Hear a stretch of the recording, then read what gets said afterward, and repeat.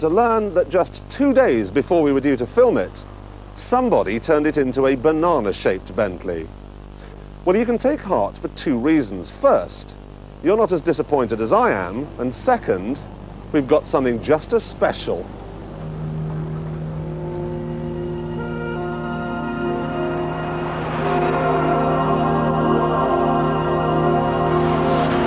If I were to give you unlimited money, what car would you buy? Ferrari, no doubt about it. A red Ferrari.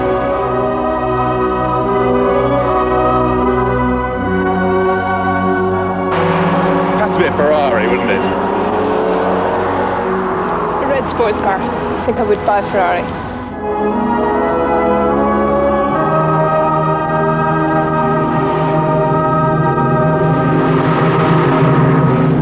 Have to be a Ferrari, wouldn't it?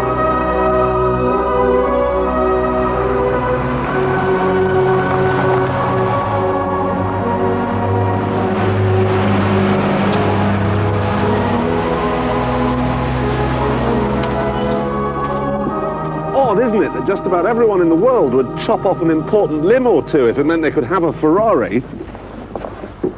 And yet the so-called experts, the people who write about cars like this in the motoring magazines, are forever telling us that you could never live with one on a day-to-day basis, that its fiery Latin temperament would be all too much after a while. Well, that may be the case with the F40, but what about the 348 here? It only costs a miserable £76,000. Surely you could live with one of these every day of the week. Well, there was only one way to find out, and yet again I had to sacrifice myself in the name of this programme. I had to drive around in this for a week.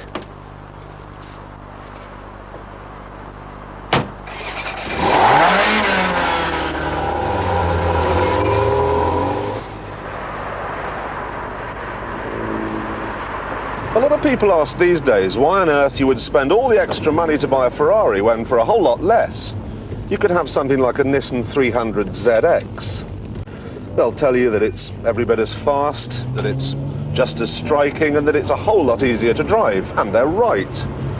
But a Nissan 300 is not a piece of motoring folklore. I'm going to go to a party tonight, and when I'm asked what sort of car I'm running around in at the moment, and I will be, I shall say a Ferrari. And I shall enjoy saying it almost as much as I enjoyed driving it.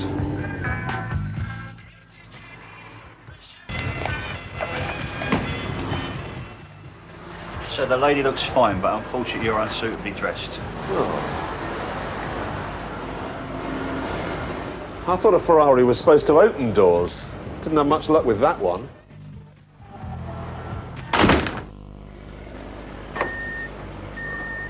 In a morning, you'd probably expect a Ferrari to be harder to coax into life than Lazarus, or a nightclub bouncer.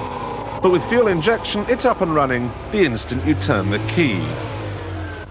Turning the wheel is a deal harder, but once extricated from its overnight slot, I was off for another day of soaking up the admiring glances, snarling past people at 30 miles an hour in a car that can top 160. Daft? Yes, of course, but surely only as daft as buying a four-seater and then spending 90% of the time all on your own in it.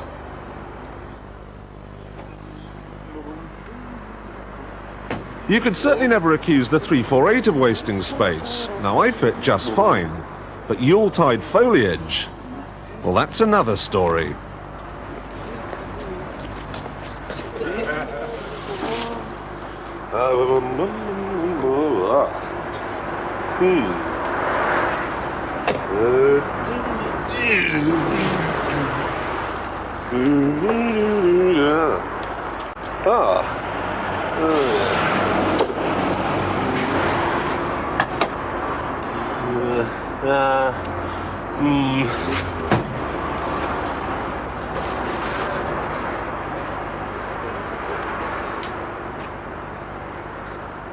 Squeezing things into a Ferrari, then, is hard work. But squeezing the Ferrari through things is not as hard as you might imagine. The visibility's good, but from time to time, I did wish other drivers would give it a wider berth. Mainly because if it had been damaged, someone would have come and taken it away. I'm not going to pretend that a Ferrari is easy to drive. This is not heavy, this is my clutch. Same goes for the steering, and the gearbox can be a bit recalcitrant first thing in the morning. So no, the Ferrari is a pain when you're in a traffic jam. But all cars are a pain when you're in a traffic jam. The difference is, in a Ferrari, you can at least dream of the day when absolutely nothing else would do. Fancy a spot of bungee jumping in your coffee break, or how about a bit of fly fishing over lunch? Because if you get tedious leisure pursuits like that out of the way in the working week, it leaves the weekend free for some real fun. Quad biking, wet biking, skiing, horseback riding, you name it. You might even find some time to shoot something for the Sunday roast. It's all nonsense, of course. It's a world dreamt up by blue-spectacled advertising copywriters who want to sell us things. Anyway, having tried to convince us that we must all do leisure at every given opportunity, they're now trying to sell us cars to do it in. The idea is, of course, that we can't go wet biking or hang gliding or even shopping in Knightsbridge without an all-terrain vehicle. And they're obviously having some success because sales of these things are going through the roof. And now there's a new kid in town, never mind the roof, they'll be going through the ozone layer as well. Let's just say, for the sake of argument, that you're the chairman of General Motors, Hank J. Dieselberger III of Detroit, Michigan. You own 37% of Isuzu, which makes a small Jeep just like this, called the Amigo. You also own all of Vauxhall, which desperately wants a small Jeep to cash in on a huge demand for them in Europe. So you introduce Mr. Okinawa of Isuzu to Mr. Fotherington Sorbet of Vauxhall, and hey presto, Isuzu increases its sales, and Vauxhall, for rather less than the price of a packet of cornflakes, gets its small Jeep, which it is making in Britain from British steel using German engines. The only Japanese bits are the dashboard and the four-wheel drive system. As a neat finishing touch, it's being sold here not as an Isuzu, but as the Vauxhall Frontera Sport. Now, before you rush off to make supper thinking I'm about to start talking about Range Rover money, I think it's important to stress right now that this rather butch-looking machine is yours for just £12,250. Why so cheap? Well, to find out, you have to scratch beneath the surface.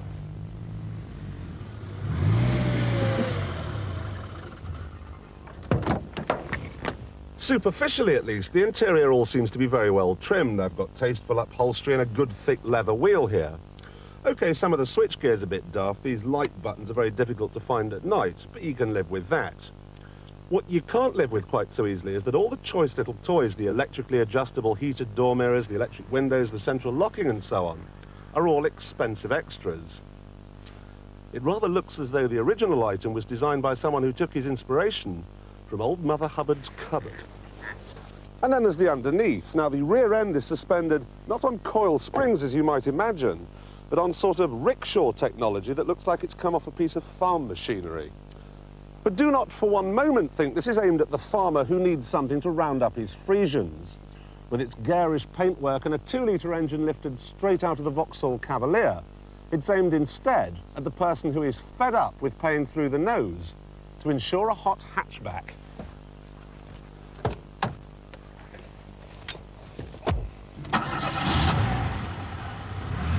If you are used to a hot hatchback, you'll find the Frontera, well, how can I be tactful, a bit slow. 0 to 60 takes a pedestrian 12 seconds, and top speed is noisy. Furthermore, it isn't all that sparing with the jungle juice, using a gallon of unleaded every 25 miles or so. Now, these figures may well disappoint those coming to it from, say, an Astra GTE, but as far as Jeeps go, they're not half bad. The same applies with the ride and handling. Those used to conventional hatchbacks will find the Frontera bouncy and wallowy, but those coming to it from, say, a Suzuki Vitara or a Daihatsu Sport Track should, I think, be pleasantly surprised. It is, however, very easy to drive. You've got power steering, a light gearbox, and a good view thanks to this high seating position. Even your granny could handle this, no problem at all. Statistics show that 80% of people who buy so-called small Jeeps never ever take them off-road. This means they're putting up with all the disadvantages without ever utilising the one big advantage. It's a bit like buying a Lamborghini Diablo and refusing to take it out of first gear. I know that if I had a Frontera, I'd never be able to resist the temptation just once in a while to ease it into four-wheel drive and go yomping.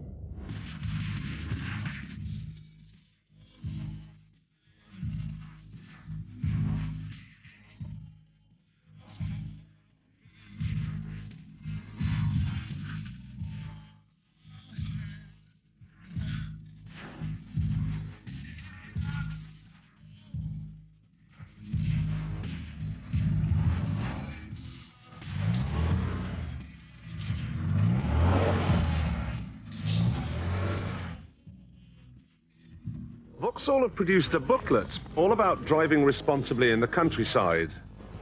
Unfortunately, I never read it.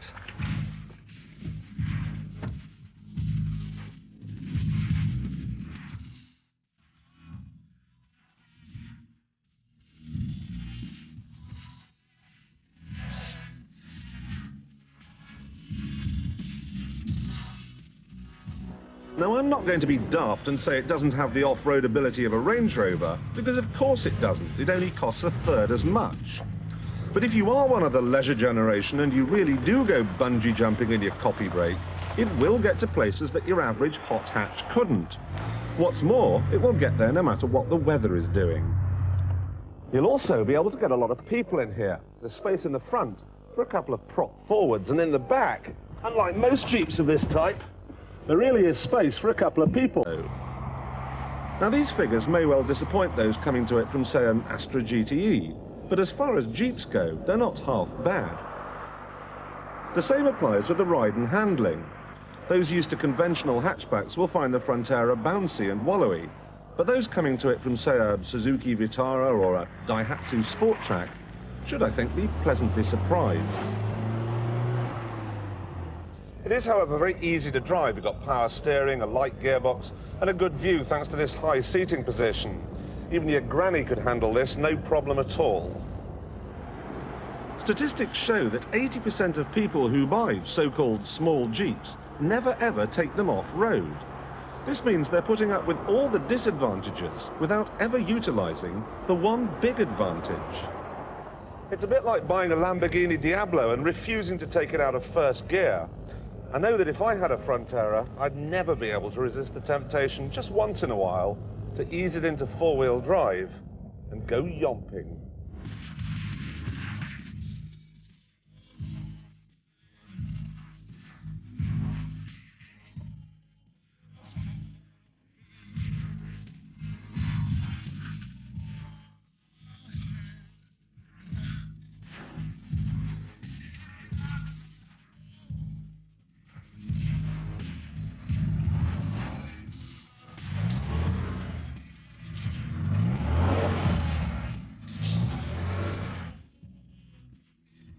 Vauxhall have produced a booklet all about driving responsibly in the countryside. Unfortunately, I never read it.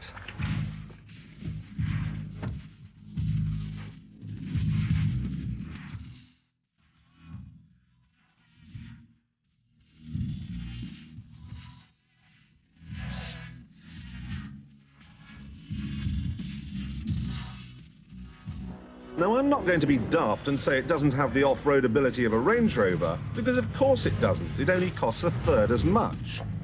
But if you are one of the leisure generation and you really do go bungee jumping in your coffee break, it will get to places that your average hot hatch couldn't. What's more, it will get there no matter what the weather is doing. You'll also be able to get a lot of people in here. There's space in the front for a couple of prop forwards, and in the back, unlike most Jeeps of this type, there really is space for a couple of people, especially if you take the roof off. However, there is one problem. The boot. It's so small, just about the only piece of leisure equipment you can get inside is a pair of wellies. Now, to counter this criticism, Vauxhall is also marketing a 5-door estate version, but it too has problems with the boot, or rather the tailgate. The problem is, to open it, even enough to get your shopping in, you have to move this substantial piece of ironmongery out of the way, which is a problem if someone's parked up close behind you. Still, once done, split folding affair like on a Range Rover, And there's enough space in there, very nearly, to get a quad bike. Other problems? Well, it's not quite as stylish as the Sport, and if you go for the diesel version, that we've got here, your neighbours won't think you're the funniest person in the world when you start it up in the morning.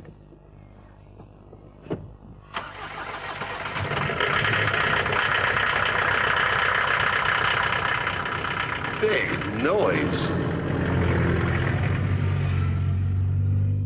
As far as the Frontera Sport is concerned, I liked its looks, its terrific value for money, and with 580 dealers, spare parts aren't exactly hard to come by. It is burdened, however, with a lumpy ride, wonky switches, and a tiny boot.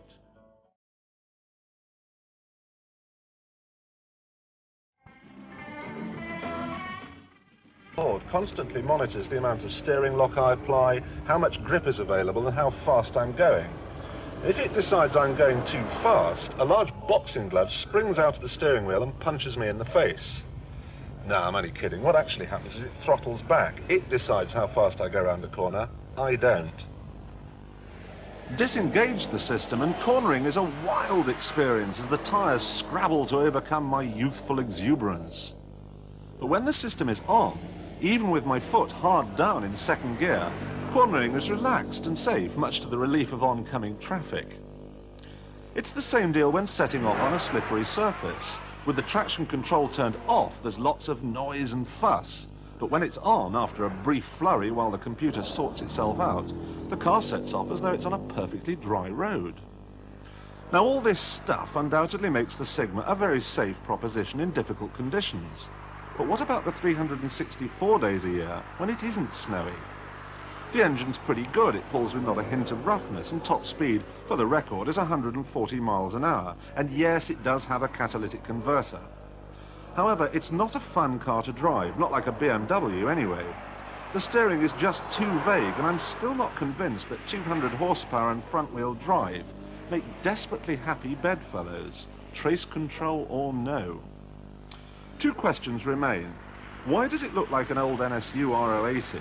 And who on earth called it Stigma?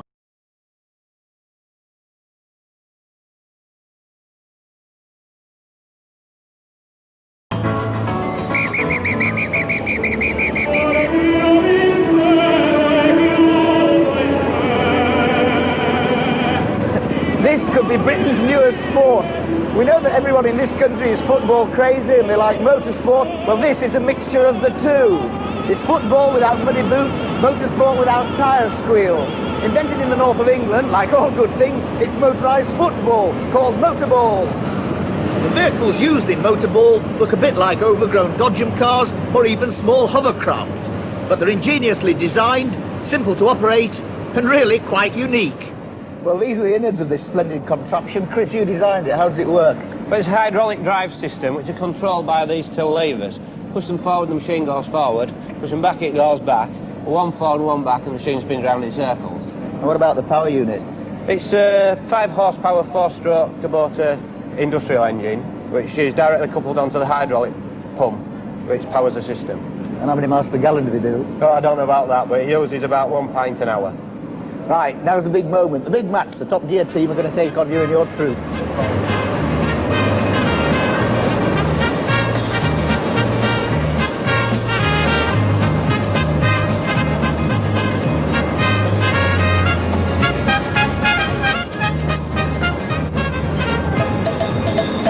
Two large rubber balls are used, and these are made of the same polypropylene type of material as the bumpers on the cars.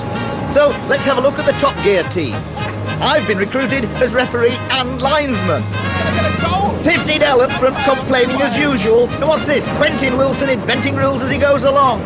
The experienced Goffey, he's covering for 6'4" Clarkson, and this is Janet Trin looking positively menacing here.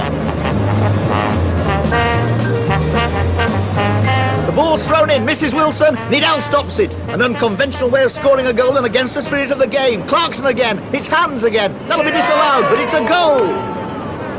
Manufacturer's team now have control of the ball. But here's a surprise, it's a substitution. The young striker, Nicky Fox, replacing Chris Goffey. Right, let's go. There are few rules in motorball, and it's a complete free-for-all here in the old Clapham bus garage, now normally used by Playscape as an indoor kart circuit. But getting out of the car is strictly forbidden. Football crazy, he's football man. The football has taken away the little sense he had. The gas from the Clapham bus garage off. Oh, you've got to be joking. That means I can have a go. Just familiarise myself with the controls first. Oops. Motorball is an ingenious idea, and it's already catching on with the paying public queuing up to have a go. It's all fantastic fun, but don't take it seriously. It's absolute chaos out here on the field. I don't know what the score is. I'm told it's 6-all.